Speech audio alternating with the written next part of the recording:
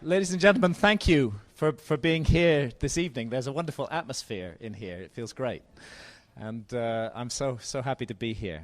I've made a slight change of direction in my writing life, which is, I've written my first novel, and it involves altered states of consciousness, two characters, one 24,000 years ago, one today, entangled together in a battle of good against evil that journeys through time. And I was given the idea for this novel by an amazing, an extraordinary shamanistic brew, which has been used in the Amazon for thousands and thousands of years, called ayahuasca. It means the vine of souls. And one night in Brazil, ayahuasca gave me a story and said, write it. And I did. So the talk I'm going to give tonight doesn't relate specifically to Entangled, although many of the themes that I cover do come up in Entangled, and the non-fiction basis of it all is in the book, my book Supernatural.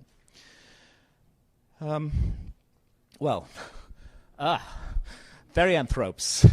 This is from beastmen, from the Greek therion, which means wild beast, and anthropos, which means man. Of course, they're very common in popular culture today, but indeed have been part of popular culture for a very long time. Here from Japan, this serpent woman, and here a medieval fairy called Melusine, who we'll come to later.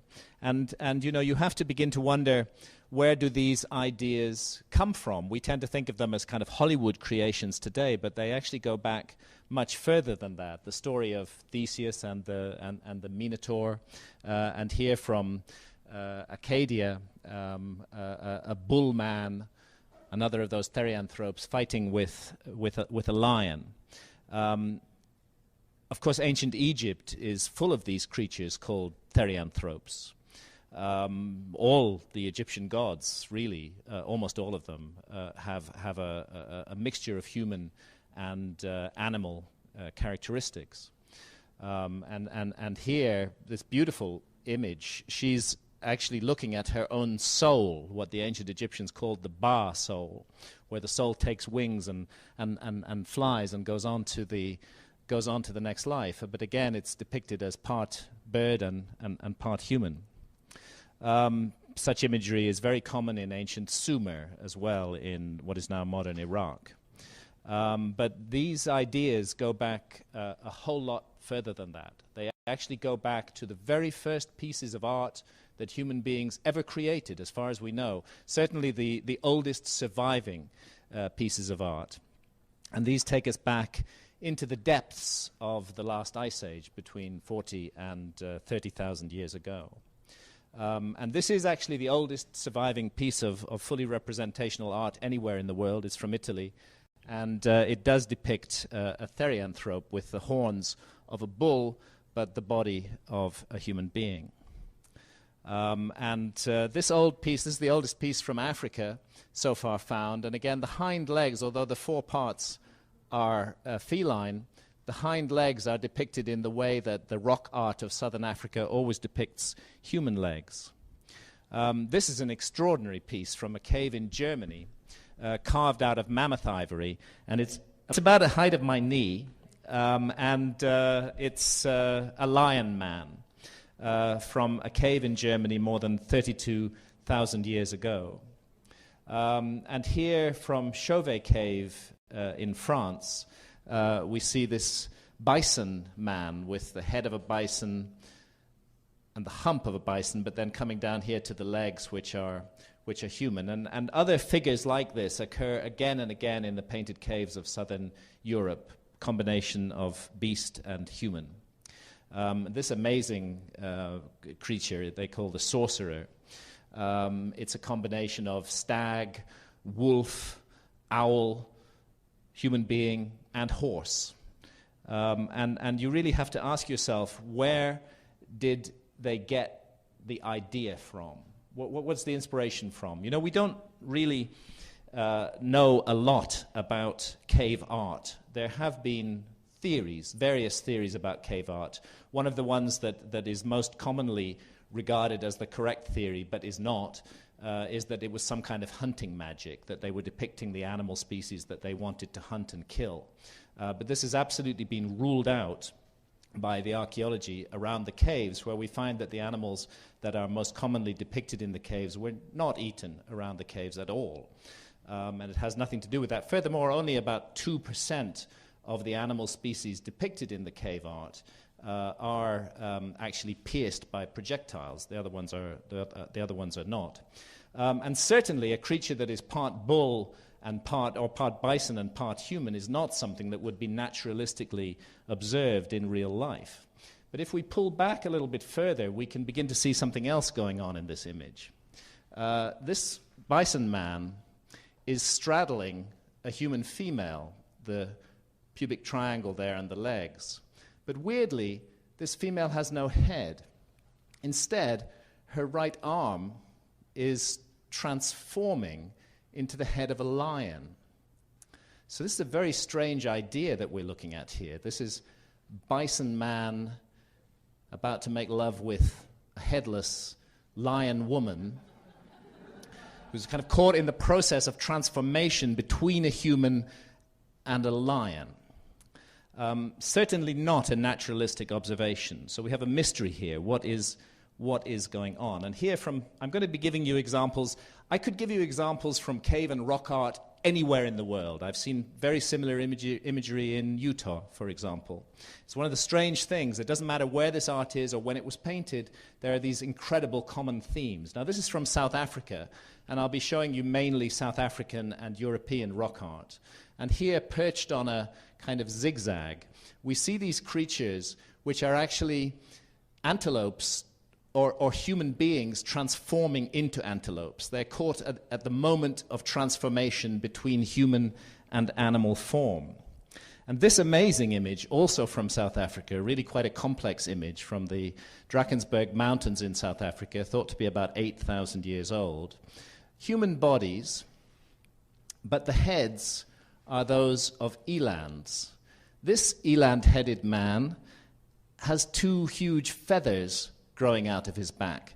And this one has got a kind of lumpy structure around his body, and I'm not sure if anybody can see what that is, but if you look closer, you'll notice that that lumpy structure has itself got two heads.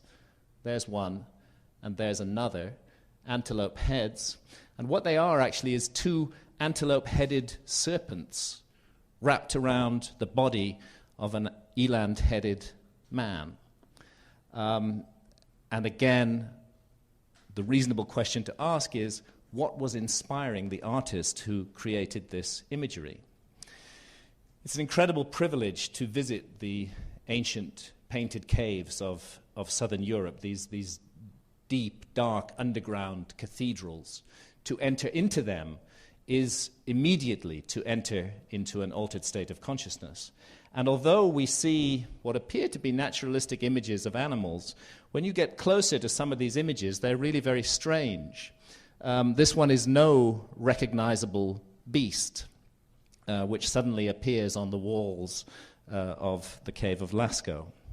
And if we go through into this tunnel, we'll find the picture of a deer with these extraordinary antlers, which again are fantastically elaborated against what you see in real life. And also a curious thing, a little geometric pattern underneath the head of the deer. And so we continue on, these beautiful images of horses, but what's this geometry doing here? What is this all about? Archaeologists actually have got really no idea what this is about, although there is a full and thorough explanation which we'll come to. There have been suggestions that they might be gates or fences or something that the ancients were building. Another one, this looks to me like the first example of the cow jumps over the moon, actually. And then here, another of these geometric grids right in front of it. And here, a horse and a bull, and this row of dots just kind of following the line of the horse underneath. What's all that about?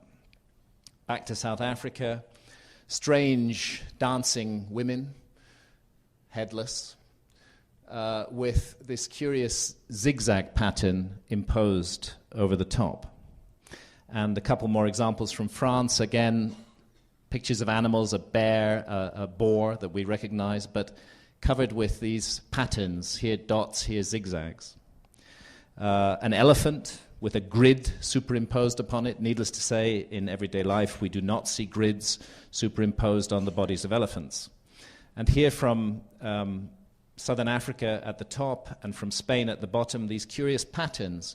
Again, we're looking at art here that in this case is about 8,000 or 9,000 years old, and in this case is close to 30,000 years old.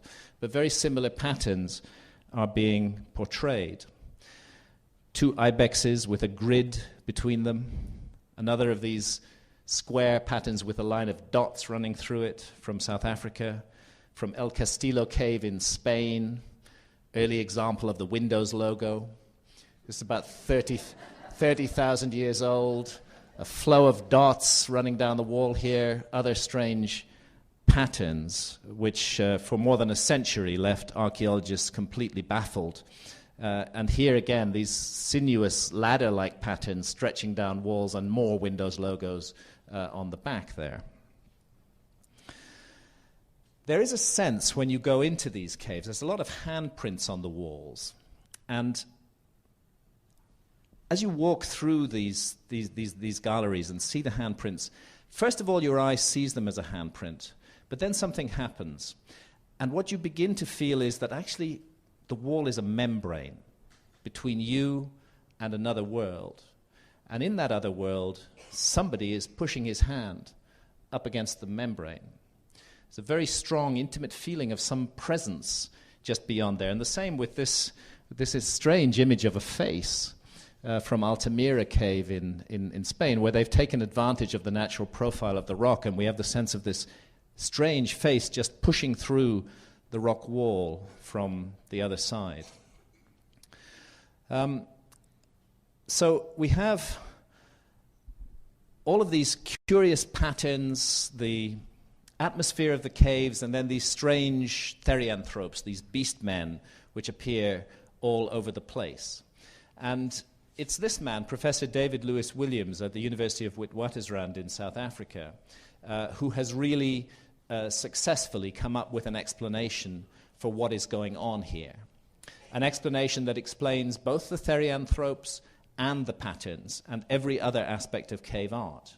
And that is that we are dealing with shamanistic art, that this was the work of ancient shamans, and that they had cultivated and deliberately entered altered states of consciousness. And in those altered states of consciousness, they experienced visions, and I will come to the issue of what these visions really might be later on, and that then returning to a normal state of consciousness, they painted their visions on the walls. What really helped this theory, which initially, of course, was massively opposed by the archaeological establishment, but what's helped it become mainstream, because it is now, after 20 years of work on David's part, it is now probably the single most accepted explanation for cave art. What's helped to enlighten this has been work that's been done in our times on altered states of consciousness with human volunteers. Before the insane war on drugs was declared, before that, some research was done with powerful hallucinogens and human volunteers, LSD, DMT, mescaline, and so on, as well as other techniques.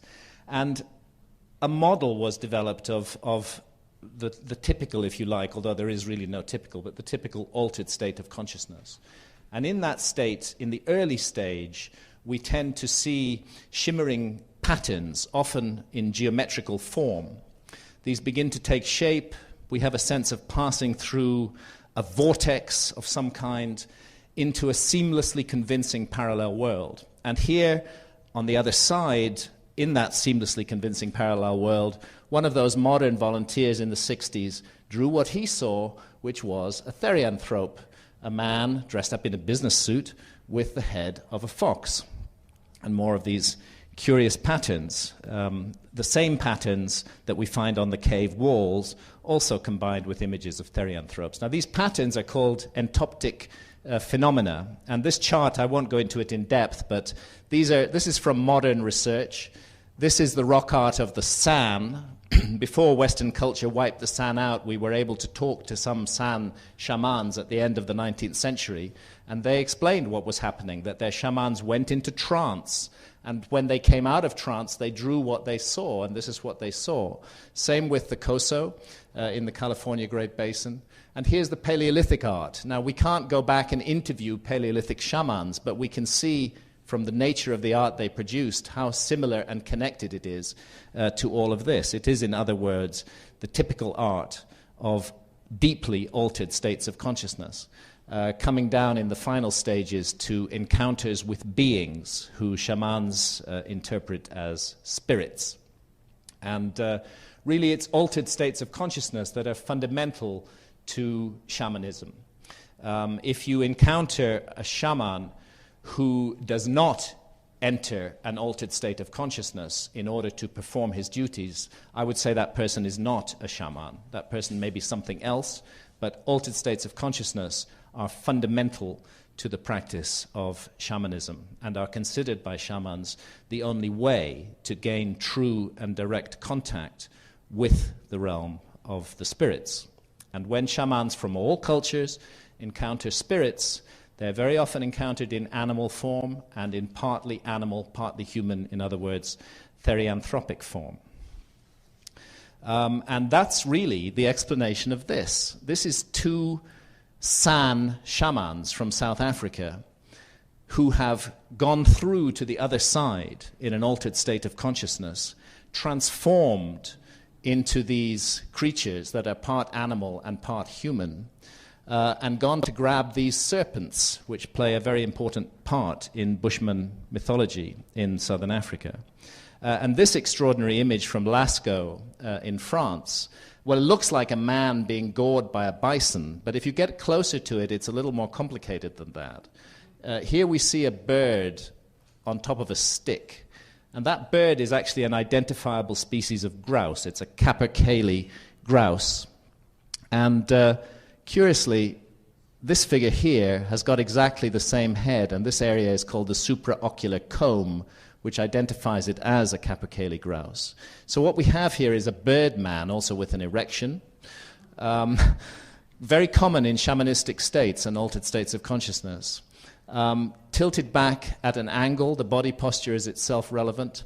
Most likely, this is depicting a shamanic fight. If you talk to shamans in the Amazon today, you'll find that they journey into the other realm and sometimes enter into conflict with other shamans, and sometimes will do so in animal or part human form. And it seems to me that that is the kind of story which underlies this extraordinary 17,000-year-old image. The word shaman, it comes from Tungus Mongol. When the first Western explorers went to Siberia, they encountered people ritual functionaries, who were contacting the spirits, and they were called saman, the one who knows. And we got the English word shaman from that. And then as Western explorers traveled around the world and met other cultures, they found that in many, many other cultures, those same kind of ritual functionaries existed, doing the same thing. So they applied that word to them too, and they all became called shamans. Now it's interesting that the Tungus shamans used the Amanita muscaria, the fly agaric mushroom, as their vehicle for entering altered states of consciousness. Actually, it's quite difficult to get into a deeply altered states of consciousness with the fly agaric. It's very hard work, but they have a system in Siberia that makes it easier, which is that the fly agaric is first of all passed through the system of a reindeer. So the shamans drink the urine of the reindeer that has consumed the fly agaric. And that enters their body stripped of many of the other chemicals which are not helpful for entering an altered state of consciousness in much more pure form. The shaman himself, sorry, it's a bit disgusting, will then urinate in a bowl, and others will come and drink from the shaman's bowl. And it's been found actually that you can pass this Amanita muscaria through the human body 7 times before it loses its potency. And it's not an accident that the colors of the Amanita muscaria and Father Christmas are very similar. Because the Tungus shamans also fly around on reindeers in their altered states of consciousness. And indeed, when they come home, they enter through the chimney stack into their hut. So in the innocent Father Christmas mythos, we have a hallucinogenic journey being described. These colors are found everywhere where people use Amanita muscaria. This is from Kamchatka in northern Siberia. Peyote is another visionary plant used by shamans in vision quests. Of course, datura, a very powerful visionary plant, can be dangerous, in fact, if not used properly. Other ways of entering altered states of consciousness, like the sun dance. Those Bushmen in the Kalahari, the San, the people who called themselves the San, were wiped out, but the Kalahari Bushmen nearby maintain many of the same traditions, and they get into an altered state of consciousness not through drugs but through dancing, and they will dance for up to 24 hours around a fire until they sense their spirit leaving their bodies and find themselves in contact with the spirit realm. Those shamans, when they're in that state, they can take, again, this may sound a bit strange to a Western audience, but they can take sweat from under their arm and wipe it on another person. That person will enter an altered state of consciousness almost immediately after this. So 24 hours of dancing around a fire will do it. Now, we all know about magic mushrooms today. But you actually need to go back to 1957. If you go back before 1957, nobody in the modern West knew anything about magic mushrooms. But Gordon Wasson, great researcher, heard stories of a Mexican shaman who was using mushrooms to induce visions. He went down and worked with her, and this was psilocybe cubensis that she was using, and had been used in her culture for centuries, perhaps thousands of years, before that. Since then, we've known about magic mushrooms.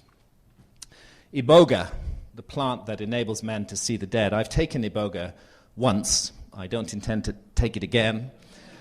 I felt that I'd been broken on the wheel. I really felt that my body had just been smashed to pieces, torn apart, and eventually, thankfully, reassembled. It was a physically shattering experience, but an emotionally and spiritually important learning experience for me. The use of iboga originated with the Pygmies, but it's now widely spread throughout Central Africa. The president of Gabon uses iboga. It's felt a very important part of a human being's development, not to use it regularly or every day. You'd have to be crazy to want to do that, but to use it occasionally as a journey into the truth, which is so often hidden from us by the veils of this world. And ayahuasca from South America, from the Amazon, the most extraordinary vine of the dead. Archaeological remains of ayahuasca paraphernalia have been found going back close to 5,000 years in the Amazon, and it's a safe bet that it's been used in the Amazon for a lot longer than that. We can see that there's more than 70 indigenous cultures in the Amazon that make use of ayahuasca. It's an extremely powerful hallucinogen. It's come into the modern world through the Santo Daime Church, which is a syncretic Brazilian church, and here through the União de Vegetal, UDV, another Brazilian group, another syncretic church, who have members in the United States. Many of you may know this. That in New Mexico, the New Mexico chapter of the UDV, having been raided for possessing an illegal drug, took it all the way to the Supreme Court, and the Supreme Court ruled in their favor that they have a right to drink ayahuasca because it is an essential element of their religious freedom. Religious freedom. And lastly, tourism. Ayahuasca tourism is becoming very common in the Amazon now. People feel the need to reconnect with spirit. And ayahuasca calls to us from the Amazon. So it's finding its way out. I think of it, it's a vine, and I think of it like tendrils or tentacles just spreading out all around the world and healing and changing the way we think and combating the corrosive and destructive ethic of consumption and endless material progress that we are sold by our society. Ayahuasca contains 2 ingredients, well 3 actually, because one of them is water. But there's this leaf, which is called, the botanical name is Psychotria viridis. It's called chacruna in the Amazon. And the leaf contains substantial quantities of pure dimethyltryptamine, DMT, which is a Schedule I drug in this country and indeed throughout the world. However, if you were to consume the leaves on their own, if you were to cook up a tea made with hundreds and hundreds of these leaves, you could cook gallons of it, you could drink them all, and it wouldn't have any effect on you whatsoever. Absolutely none, apart possibly from giving you a stomachache. Because there's an enzyme in our stomachs called monoamine oxidase, which switches off dimethyltryptamine instantly on contact. The other ingredient of the ayahuasca brew is the ayahuasca vine. And the vine contains a monoamine oxidase inhibitor which switches off that enzyme in our stomachs and allows the DMT to be absorbed orally. Now, this is really an extraordinary achievement on the part of the shamans of South America, because there are 155,000 different species of plants and trees in the Amazon.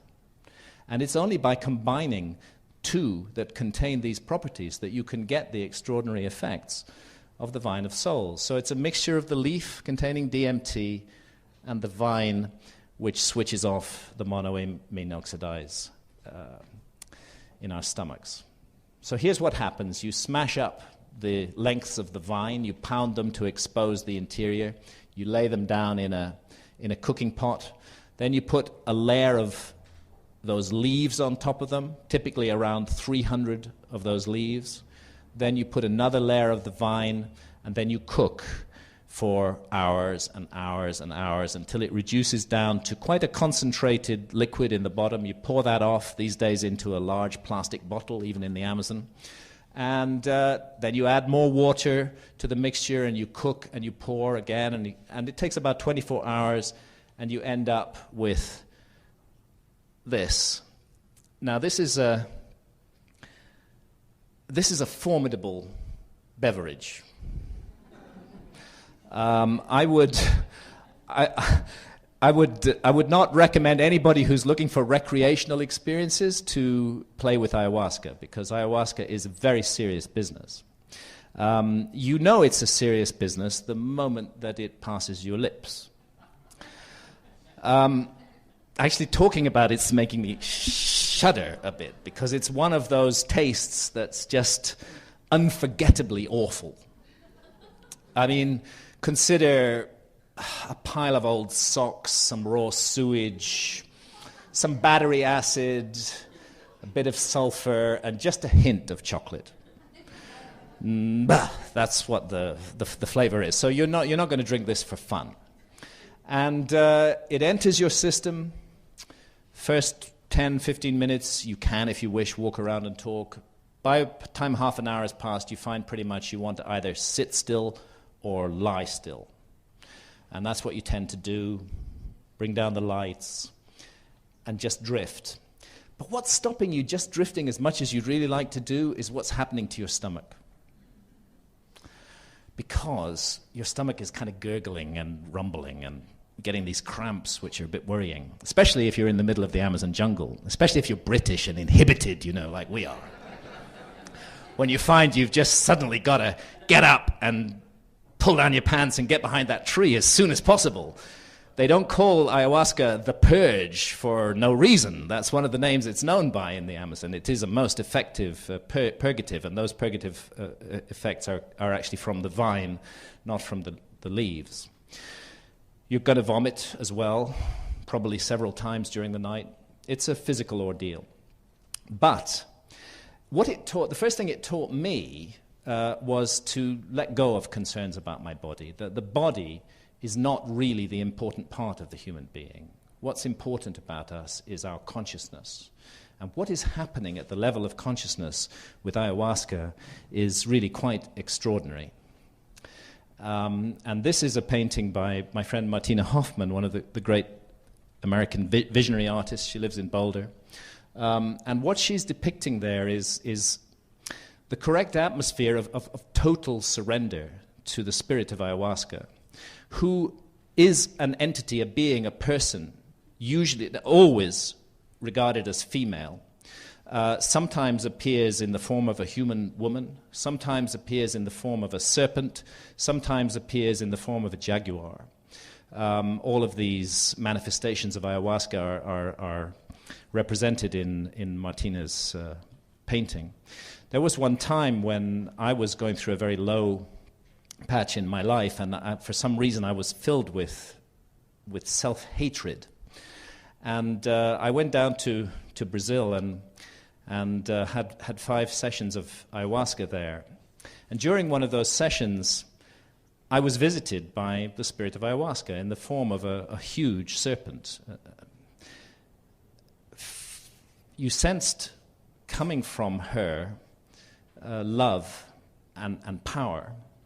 And what went through my mind as she wrapped her coils around my body and rested this huge head on my shoulders and just looked into my eyes was, what went through my mind was, her business is the planet, but she has time for me. It was extraordinary. I felt an incredible just waves of love coming at me. And what those waves of love were saying was, actually, you can like yourself. You can love yourself. You need to do that, first of all. And I emerged from that healed in extraordinary ways, which have had a huge impact on my life subsequently. The painting here is from Pablo Amaringo, an Amazonian shaman. Unfortunately, he died a few months ago. And he, for those who have not drunk ayahuasca, his imagery is really a very good initiation into what the ayahuasca experience is like. And it very often, whether you drink it in the middle of a city or you drink it in the jungle, you'll find yourself in an enchanted jungle environment, and everything around you is alive and filled with spirit and intelligence. You can move through that environment. As you become more proficient, you can really direct your consciousness where you want it to go. And sometimes you'll come to cities made entirely of crystal that are found in the middle of this environment.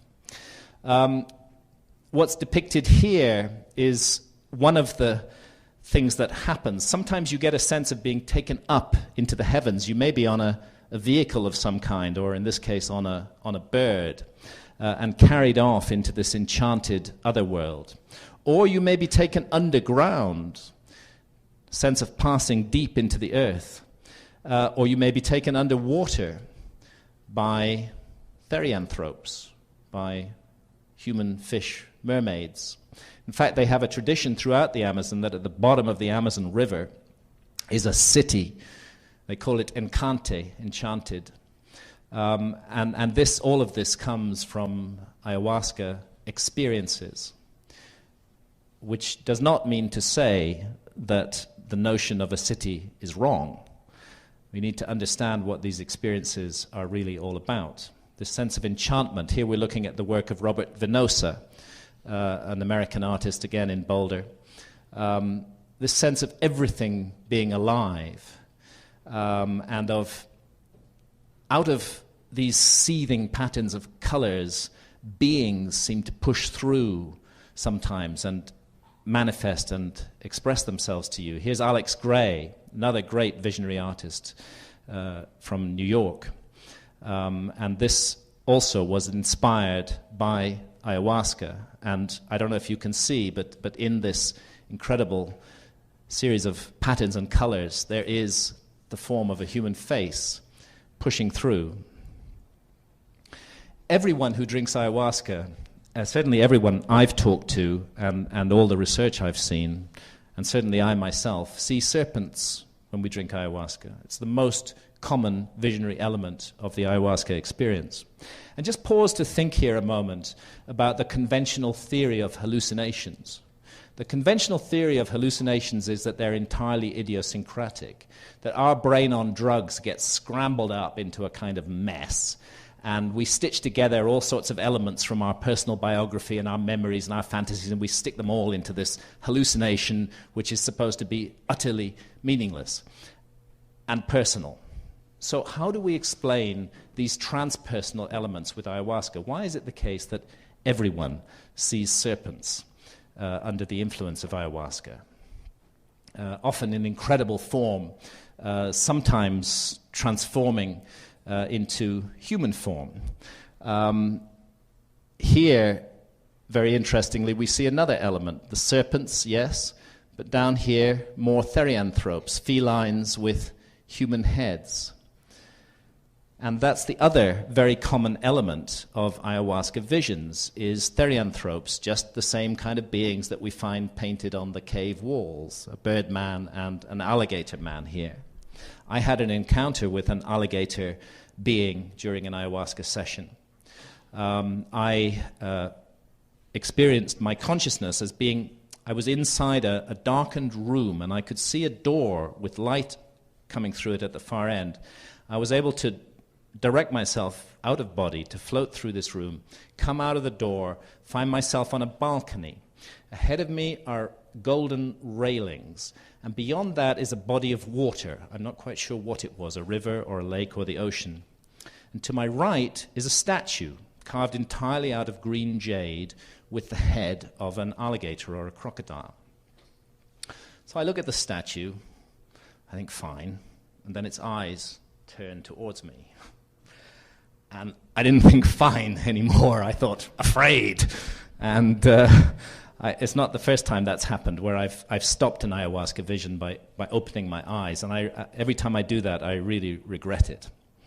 Benny Shannon is the professor of psychology at the Hebrew University in Jerusalem. He's done a fantastic study on ayahuasca, the antipodes of the mind, and he's documented just stunning correspondences of experiences amongst people who didn't know each other, never compared notes, hadn't read the same literature, but nevertheless they're having the same supposedly unreal experiences. And these experiences aren't just common in modern times, they seem to go back into the ancient world.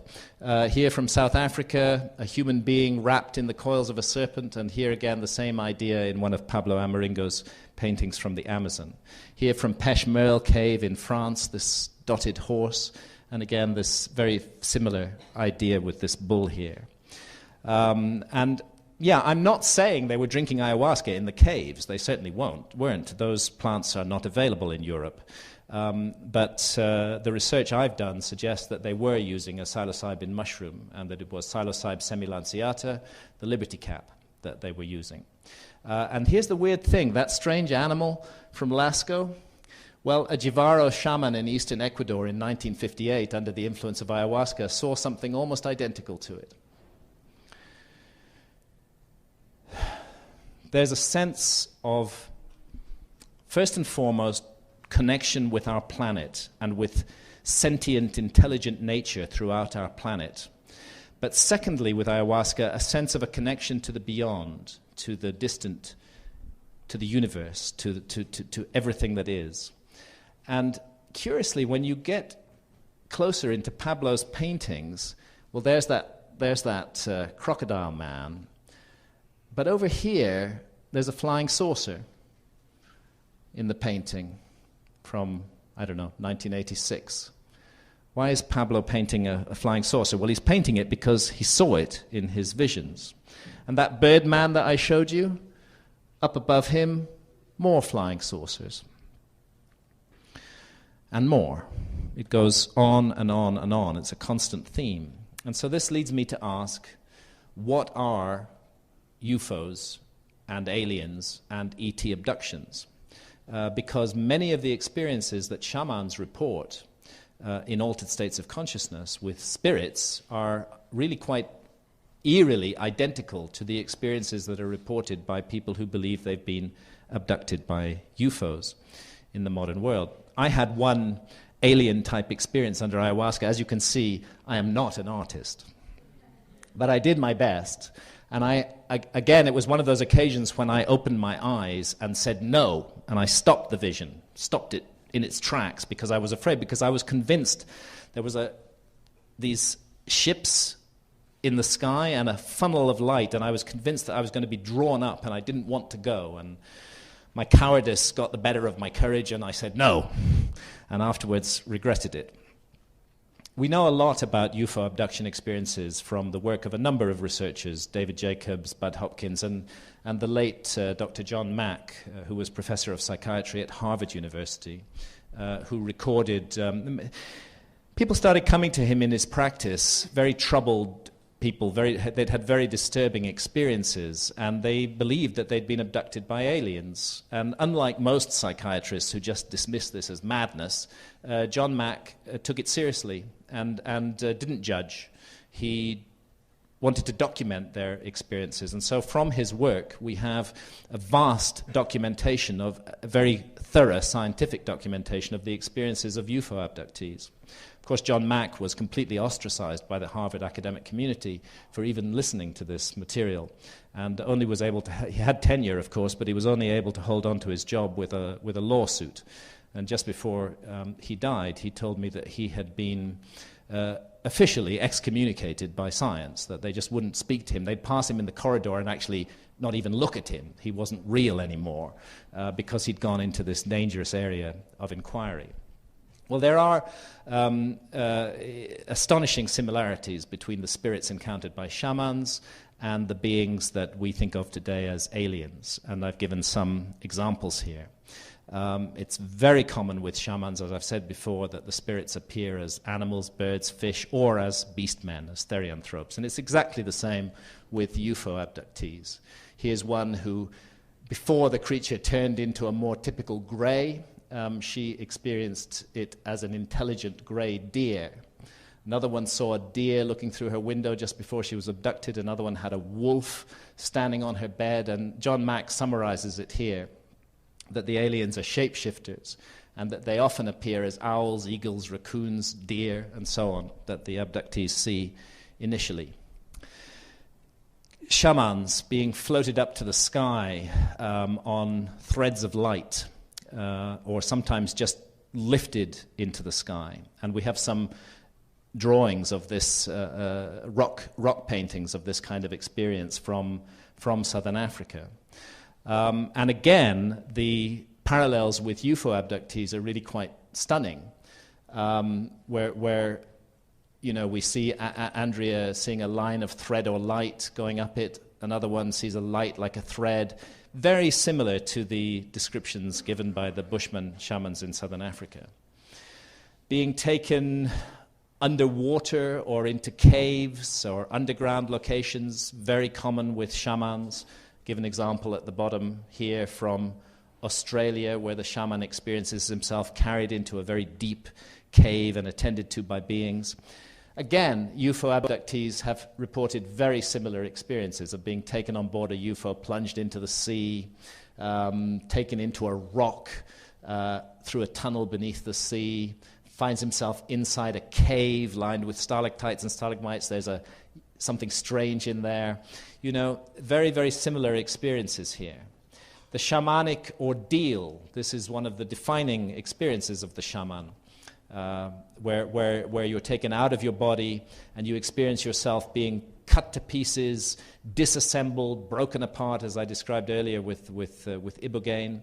Very commonly, shamans speak of their bodies being pierced or cut, and talk of bizarre surgical procedures in which stones and rock crystals and other objects are put inside their bodies, sometimes into their brains. And of course, this is very similar to the notions that we have with UFO abductees, who are talking again about strange surgery being conducted on them, about implants being put inside their bodies.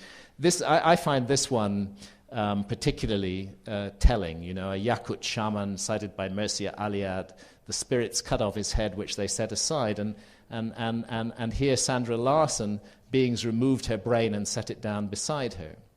And this one, the counting of bones, that's reported by shamans and by UFO abductees. Now, either all of this is an incredible coincidence, or there's something going on which unites these two apparently very different domains of experience. Sex with spirits, very common amongst shamans. I know an Amazonian shaman whose wife in this world has actually left him because of his wife in the other world. It's that bad. He's got kids over there too. And again, very similar with UFO abductees who have sex with aliens, are abducted repeatedly to care for their hybrid offspring, part alien, part human. Shamans often report being given books. They may be illiterate, but when they're given a book, they can suddenly read it. Maria Sabina was given a book. She's that Mexican shaman who used the psilocybe cubensis mushrooms. She wasn't allowed to bring the book back, but she learned many things from it. Likewise with Betty Hill. She was given a book, and similarly Betty Andreasen. And in many cases, these are people, both shamans and UFO abductees, who return with a sense of mission and perhaps even healing powers. So shamans and aliens, I've drawn some of the many comparisons between them. But what about fairies and elves? This is another strange area of human experience. And why do they also have so much in common with aliens and spirits? Now, I want to pay tribute to the incredibly important work of Jacques Vallée in his 1969 book, Passport to Magonia. And Jacques Vallée documented for the first time the very curious crossovers between the entities that we construe as aliens and the entities that people in medieval Europe construed as fairies and elves. And what I've done in my work is to just take that body of work on from 1969 and bring it right through into the 21st century, where we have greatly more testimony available. If you go back to the Middle Ages, you'll find that fairies were renowned for abducting people, that they were sometimes cruel and tortured people, but they also sometimes gave people gifts, including healing powers, that they could fly, that they had aerial vehicles.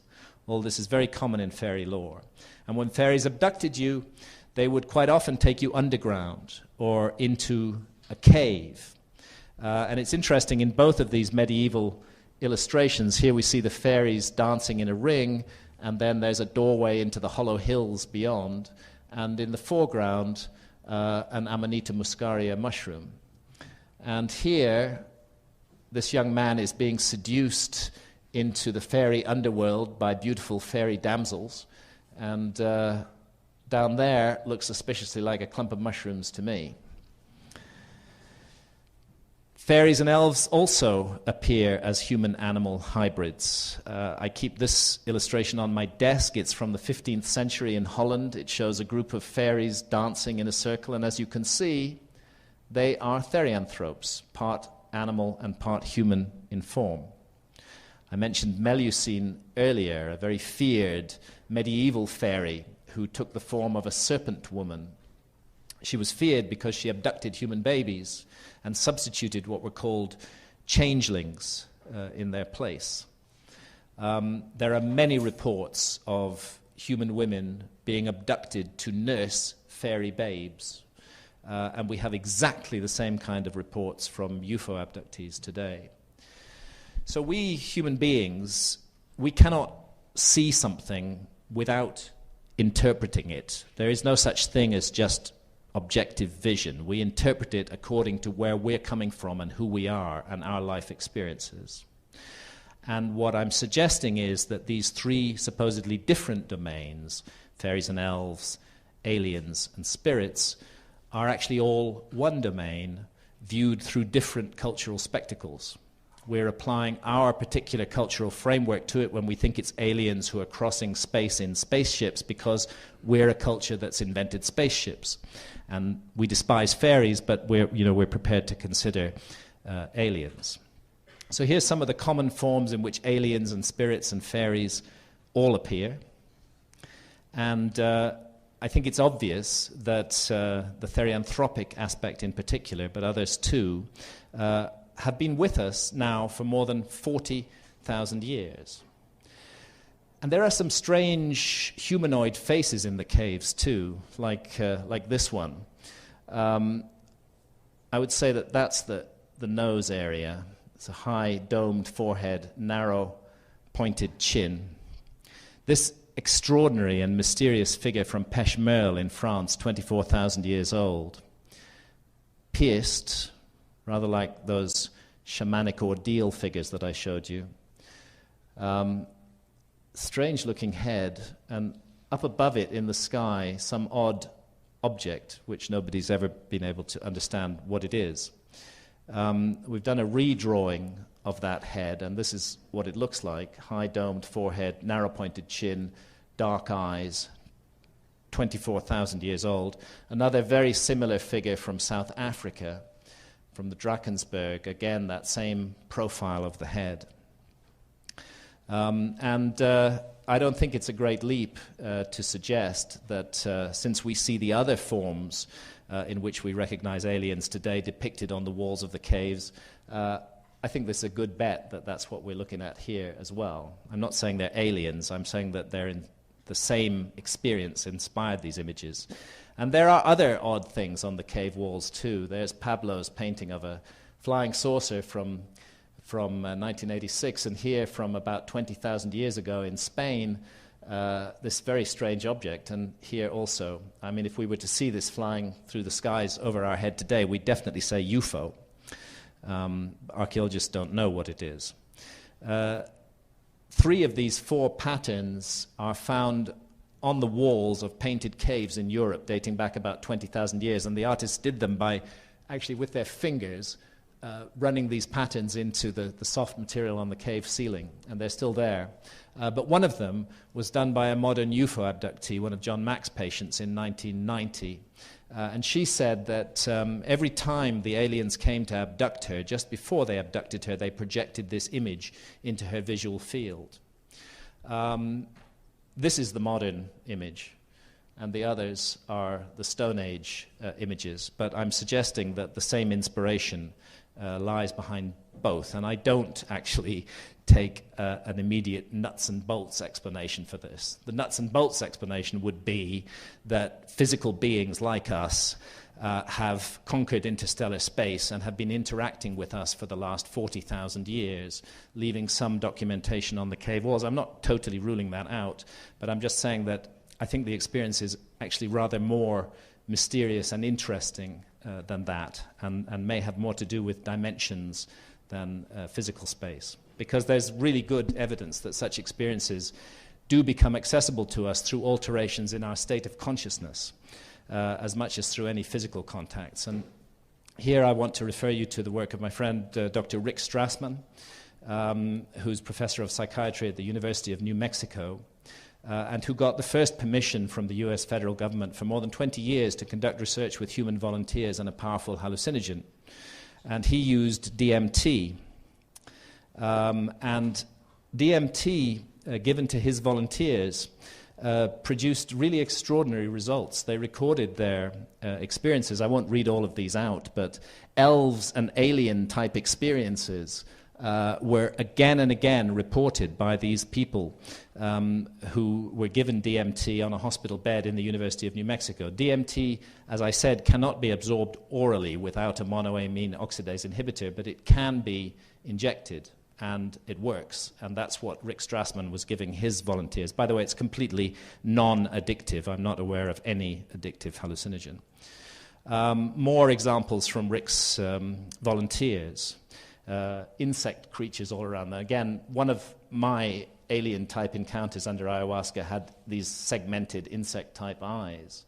Or being in an alien laboratory of creatures that probed one of the volunteers in some strange way. And this sense of just blasting through into another realm and encountering beings there who expecting you to arrive. I mean, one of the very strange examples is where one of these volunteers, under the influence of DMT, meets a being who basically says, "I'm so glad that you've discovered this technology. Now we can communicate more often. A number of volunteers reported that similar experience. Now, is this personal inner space, or is something else going on here because of the transpersonal element of this, experiences that are shared by many, many, many people? And Rick Strassman, eventually he actually had to give up his research because it was so mind-blowing in the results that his volunteers were meeting the same beings in the same realm. How could that be explained within the modern Western framework of understanding reality?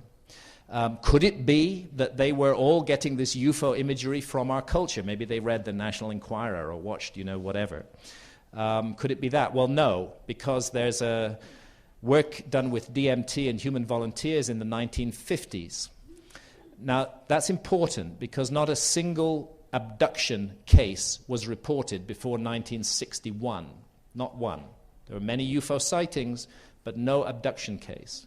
But these DMT volunteers in the 1950s were reporting experiences that are very similar to those being reported by modern UFO abductees.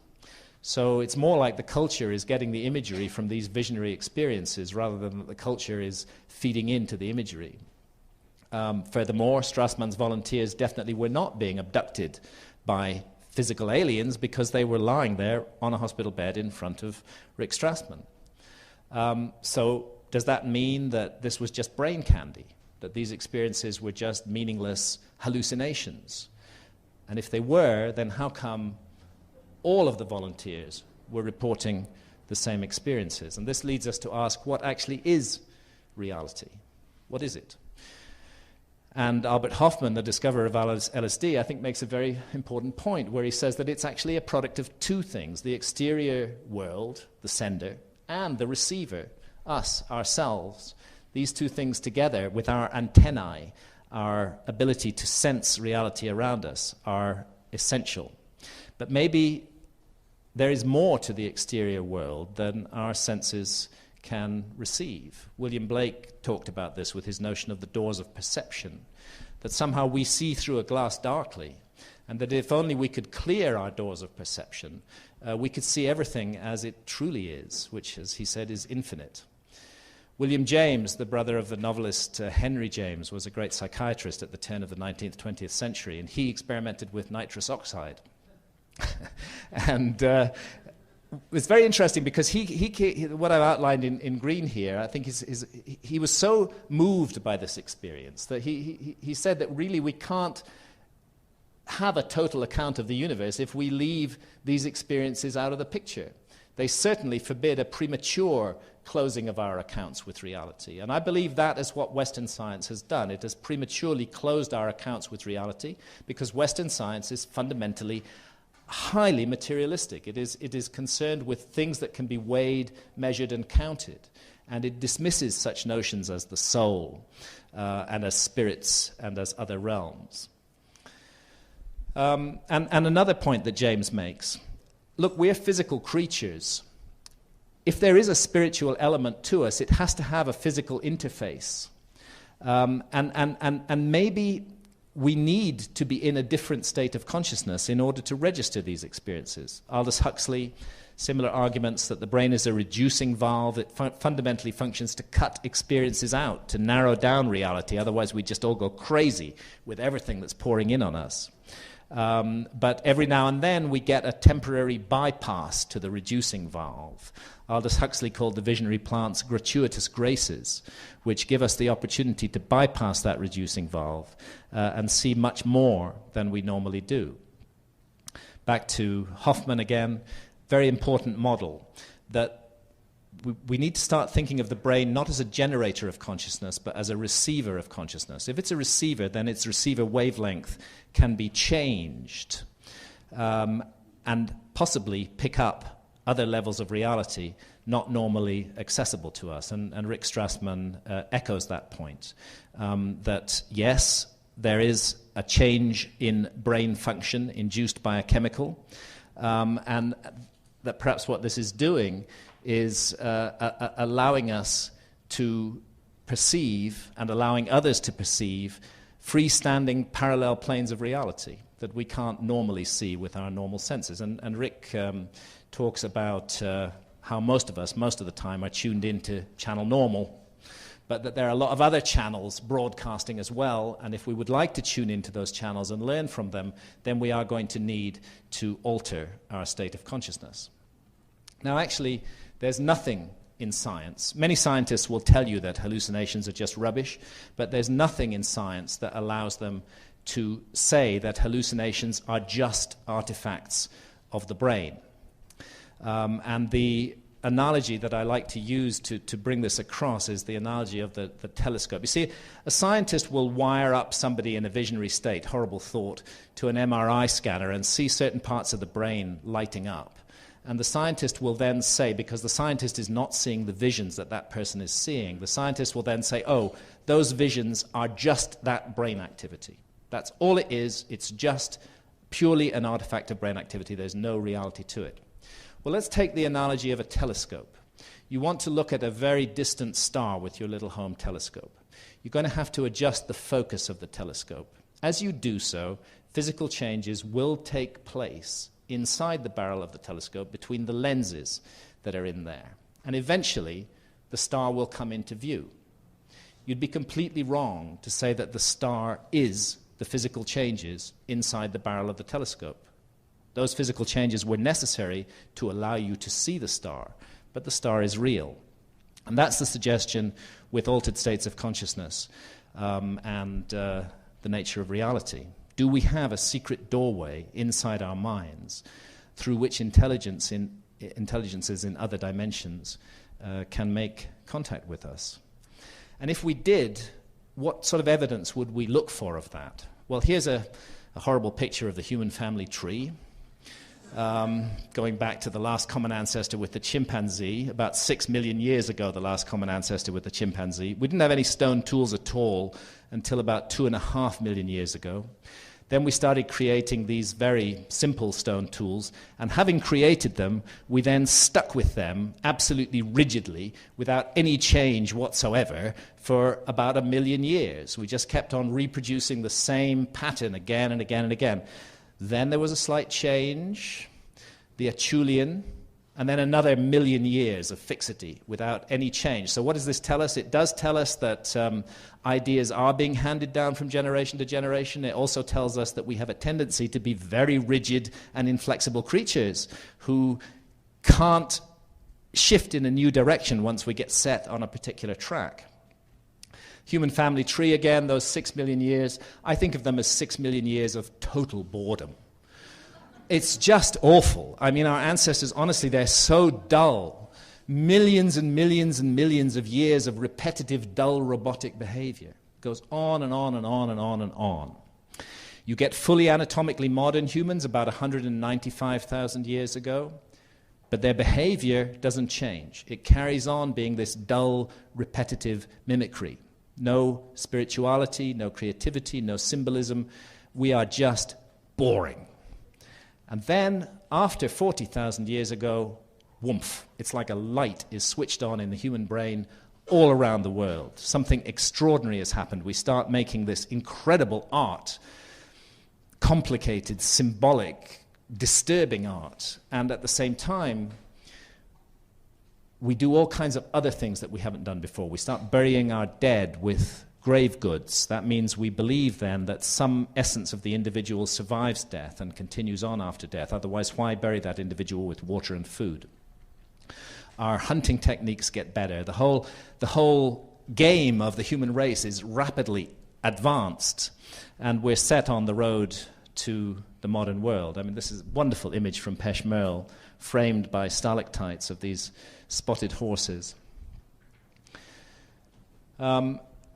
And all around these images, what do we find? These images of therianthropes, which we know shamans see today and regard as their teachers, which we know UFO abductees see and regard themselves as also having teaching and learning experiences. Could it be that that great human leap forward 40 to 30,000 years ago was not the result of the state of consciousness that scientists and modern government like, the alert, problem-solving state of consciousness suitable for physical existence in the modern world. It appears that actually that huge leap forward resulted from the cultivation of altered states of consciousness, the evidence for which is painted on the cave walls. That's when we started to think symbolically. It's like we received a huge teaching, and it changed our direction dramatically. And we're not the only people who've received teachings in altered states of consciousness. Francis Crick never let this out while he was alive, but he confided in it to friends, that he first saw the double helix form of DNA while he was under the influence of LSD.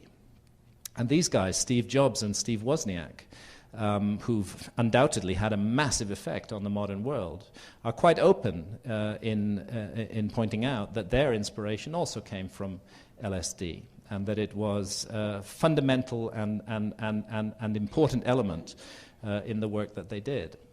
So it seems that we're not dealing, by any measure, with simple brain candy here. Rather, we're dealing with experiences that are transformative. And what those experiences are the opposite of, really, and require us to break away from, are the utter ruthless dominance of the alert problem-solving state of consciousness in our society today, from which we are, that is the state of consciousness that we need for finance, for war, for science, for all kinds of activities, both good and bad. And we're allowed to escape from it with reality TV and booze. These are the ways. These are two options. We can either be alert problem solvers, or we can be blitzed out boozers if we want to get away from that, or just sit on the couch and watch really hideous television 24 hours a day. What is this doing to our state of consciousness? You have to ask yourself, the exposure to this stuff, day in, day out, the hubbub of waking life, as William James said, might be cutting us off from higher realms that want to make contact with us. And I feel that what's at stake in this is really huge. And I think a struggle is underway in our society. I think we stand at a crossroads today. It is by no means certain that the human race and human civilization as we know it is going to continue for very much longer. Or it can. But it's up to us to make the right choices right now. And fundamental to this is consciousness. The more I look at this whole situation of the way that hallucinogens are treated in our society, the more I see it as a sign for a deep fundamental malaise in our society. And it may be the case that by demonizing altered states of consciousness, we are actually denying ourselves the next step forward in our evolution as a species, just as happened 40,000 years ago to our ancestors in those caves. What is it? Why does any government have the right to tell an adult what they may or may not experience inside their own heads?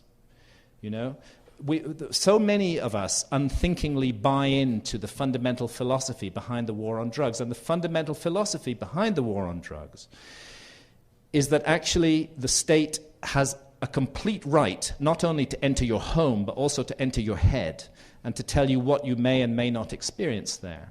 How can we possibly talk about living in a free society when we are not even sovereign over our own consciousness? If we're not sovereign over our own consciousness, quite frankly, we're not sovereign over anything.